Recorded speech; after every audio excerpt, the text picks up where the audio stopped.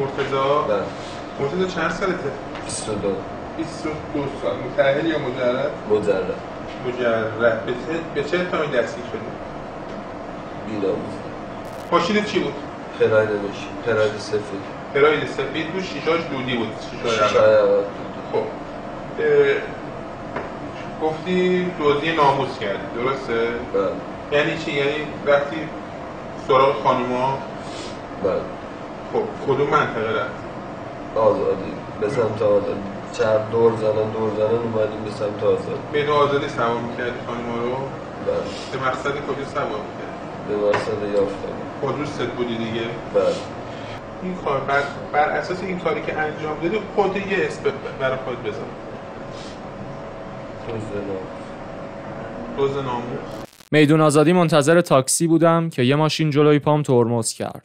منم دیدم یه مرد جوون راننده است و میخواد مسافر کشی کنه و هیچ کس هم سوار ماشین نیست. پس منم سوار شدم و حرکت کردیم. من صندلی شاگرد نشسته بودم و تو فکر بودم که یهو دیدم راننده مسیرشو عوض کرد. بهش گفتم که آقا مسیر من این طرفی نیست، اما دیدم هیچ جوابی نمیده. یه خورده ترسیدم و دوباره صداش کردم، اما انگار نه انگار. مثل این میموند که کر شده باشه. از ترس داشتم سکته میکردم، پس صدامو بردم بالا و گفتم داری چی کار میکنی؟ که همون لحظه یه نفر از صندلی عقب دستشو گذاشت روی شونم و آروم صندلیمو به عقب خوابوند. اونجا بود که تازه فهمیدم قراره چه بلایی سرم بیارم. سلام، من شایانم و به یه ویدیوی دیگه از کانالم خیلی خوش اومدین. پرونده امروزمون در مورد 2 متجاوزه که خانم‌های شوهردار و جوون رو به بهانه مسافرکشی سوار میکنن، اما بین مسیر به اونها تجاوز و حتی توی مواردی ازشون اخاذی میکنن. ماجرا زمانی شروع میشه که مرداد سال 95 یه خانم جوون که قربانی این 2 نفر بوده به اداره پلیس میره و گزارش تجاوزی که بهش شده رو به اونا میده. این خانم داستان کامل رو برای مأمورین پلیس تعریف میکنه و با توجه به زرنگی که انجام داده به پلیسا کمک میکنه که خیلی سریعتر این 2 نفر رو دستگیر کنن. بعد از دستگیری این 2 متهمه که پلیس میفهمه همین یه مورد نیست و این 2 نفر قبلا هم دست به همچین جنایتی زدن. یکی از متهمین مرتضی 22 ساله است که راننده ماشینه. اون یه پراید سفید رنگ داره و شیشه های عقب ماشین رو کاملا دودی کرده تا هیچ کسی نبینه اون پشت داره چه اتفاقی میفته.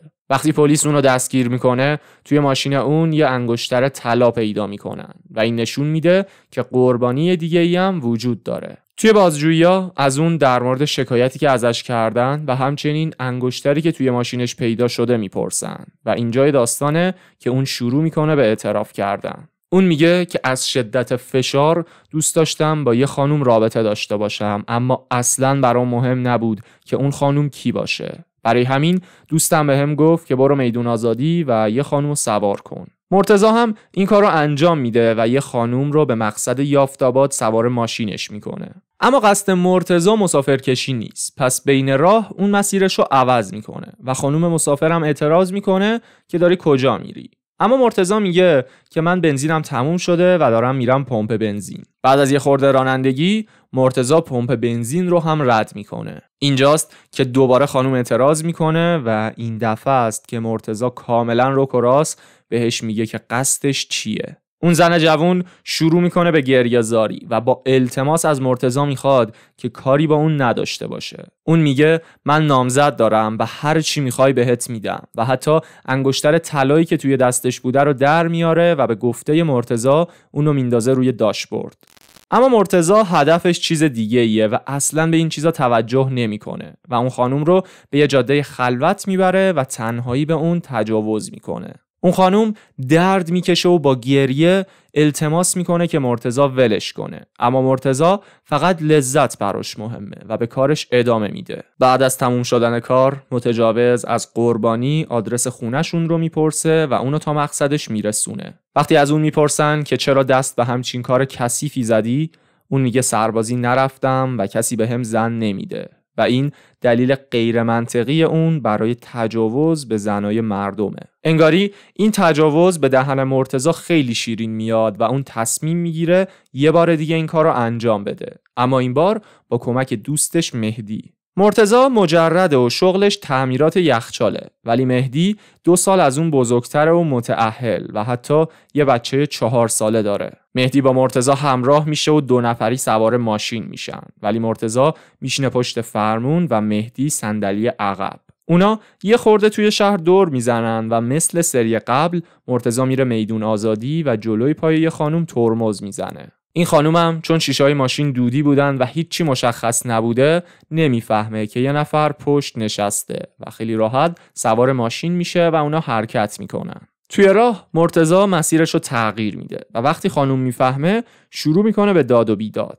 اینجاست که مهدی از پشت سر دستشو میذاره روی شونه اون خانوم و صندلیشو میخوابونه. خانوم که فهمیده قصد این 2 تا دزد ناموس چیه سکوت میکنه و در عین حرکت مهدی به اون زن تجاوز میکنه. بعد از اینکه کار اون تموم میشه مرتضی میزنه بغل و اون 2 نفر جاهاشون رو عوض میکنن و الان مهدی شده راننده و مرتضی میره سراغ اون زن. تنها فرقی که این بار با سری قبل داره اینه که قربانی خانوممون این دفعه خیلی زرنگ تره. اون بعد از تجاوزی که بهش میشه به این 2 نفر میگه چرا از اول بهم نگفتین قصدتون چیه و منو ترسوندین. بعدم به قصد این که انگار میخواد باهاشون دوست بشه شماره اون 2 نفر رو ازشون میگیره. مهدی اعتراف میکنه که اون شب بعد از اینکه به اون خانم تجاوز کردیم من تا صبح با این خانم کلی پیامک و تماس رد و بدل کردم. اون میگه خانومم توی اتاق خواب بود و من توی پذیرایی با این خانم تماس تصویری گرفتم و تا صبح با هم صحبت کردیم. اما پلیس به اونا میگه که همین خانم بوده که از شما شکایت کرده و شما رو گیر انداخته. در واقع قربانی بعد از اینکه شماره این 2 نفر رو میگیره و باهاشون تماس میگیره تا اعتمادشون جلب بشه میره سراغ پلیس و از این 2 متجاوز شکایت میکنه. اون برای مامورین داستانو میگه و میگه که شماره این 2 نفر رو داره. پس با آموزش‌های مامورین پلیس اون با مهدی و مرتضی توی یه پارک قرار میذاره. فردا و حدوداً ساعت 1 یا 2 ظهر بوده که این 2 نفر میرسن سر قرار و اونجاست که پلیس سر میرسه و همونجا این 2 متجاوز رو دستگیر میکنه. مرتضی توی صحبتاش میگه که قبل از این 2 بار به خونه فحشا رفته ولی از یه جا به بعد تصمیم گرفته که دیگه پول نده و با سوار کردن و تجاوز به خانوم‌های بی‌دفاع به خواسته های شیطانیش برسه. اون حالا نه تنها پول نمیده بلکه توی مواردی مثل مورد اول طلاهای اون زن رو هم میگیره. مهدی هم وقتی ازش سوال میشه که چرا به زنت خیانت کردی حرفی برای گفتن نداره. از اون میپرسن اگه جاتون برعکس میشد و زنت بهت خیانت میکرد چی کار میکردی؟ و اون میگه اگه زنم بهم خیانت میکرد میکشتمش. مهدی میگه میخوام یه فرصت دوباره بهم بدن تا برگردم پیش خانواده‌ام و دست اونا رو بگیرم و برم مشهد توبه کنم. من دوستان خیلی دوست دارم یه بار دیگه برگردم پیش در و بچه‌ام زندگی کنم، برم توبه کنم بارگاه امام رضا. به نظرت خانم تو رو میبخشه؟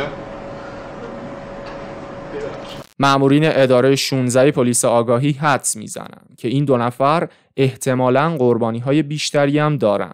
پس از تمام کسایی که با این روش فریب خوردن و به دام افتادن میخوان تا به اداره پلیس مراجعه کنن. خیلی ممنونم که تا آخر این ویدیو همراه من بودین. اگه دوست دارین پرونده های جنایی بیشتری ببینین حتما یه سر به کانالم بزنین و اگه خوشتون اومد سابسکرایب کنید و زنگوله کنارش رو فعال کنید. همچنین لایک و کامنت این ویدیو رو هم فراموش نکنین. تا یه ویدیوی دیگه موفق باشین. خدا نگهدار.